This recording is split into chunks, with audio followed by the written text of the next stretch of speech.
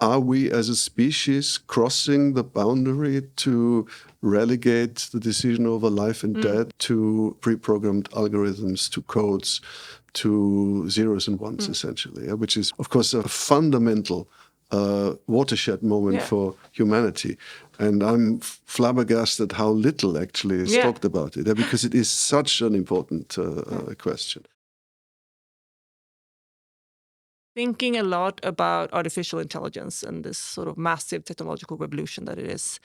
One of the things I find a bit strange almost is that we've had so many conversations about regulations in different ways. We're talking about how will it impact artists? How will it impact different jobs? For me, the number one thing that is needed on this issue is like very fast that we agree that we don't let this technology kill people. And that we don't turn it into a weapon where AI can decide who lives and dies. To me, that's the first line in the sand that we have to draw. I think it's right what you say, that the kind of weapons aspect, the sort of security aspect, has been segregated from the wider artificial intelligence debate. Even in the EU, we had this really very, very important Artificial Intelligence Act.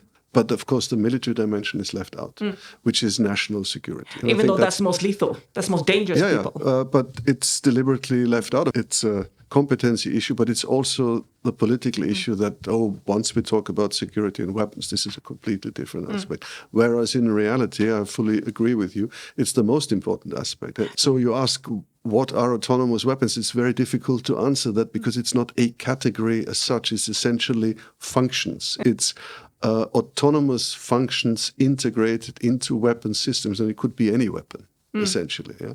But it is artificial intelligence, pre-programmed codes, algorithm integrated into weapon systems.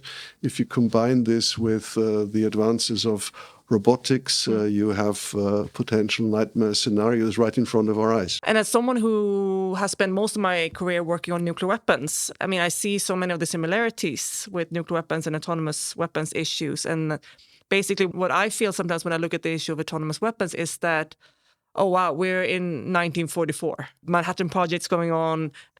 We're this close to getting it. And we actually have a chance right now to stop it. There are tests going on. The development is getting very close to it, but we are actually at the moment where we still have an opportunity to deal with the fundamental issue preventatively, which is very rare. And I think humans are not very good in at dealing with things issues. before. Yeah. We always then ask ourselves the question afterwards, oh my God, what did we do? So this technology is driven forward in absolutely breakneck pace, whereas the efforts to regulate it are not really matching this. So there is a real imbalance there. Yeah? So we have had multilateral discussions on this issue now for many years in Geneva, taking place, focusing very much on the international humanitarian law aspect, which is fundamental, of course. Yeah. We have made some progress in understanding the issue better and defining some of the problems, but we are not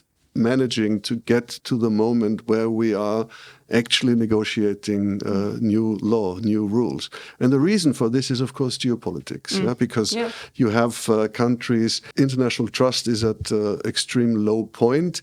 Everybody who you talk to says these weapons are really not a good idea, but because that country might do it or that country might do it, we have to do it as well. And that's, of course, what a lot of countries are now increasingly concerned, that the window to deal with it preventatively is closing. And we may end up in 15 years really with a situation where we just wish we would have done something more now. Bang our heads against the wall. How did we let this happen? Yeah. There are these pockets of opportunities ahead of us. And to me, just again, like comparing it with the nuclear weapons, like if we can actually do this right now, I just have this like massive feeling that we can show to people that we're doing better than 1945. We have learned something from the past. We are able to predict better. We are able to see the warning signs of new technology and actually address these things earlier. We have the chance to show that we may have learned.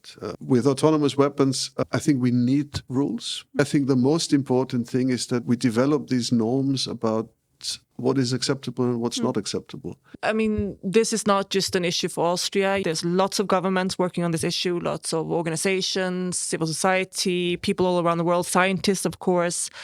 And just last year, the UN Secretary General and the President of the International Committee of the Red Cross made a joint statement saying that this is a huge priority for both the UN and the ICRC, and that they want to see a treaty regulating these weapons to be concluded by 2026, which is in 2 years. Will that happen? Are we going to get there? It's not an arbitrary date.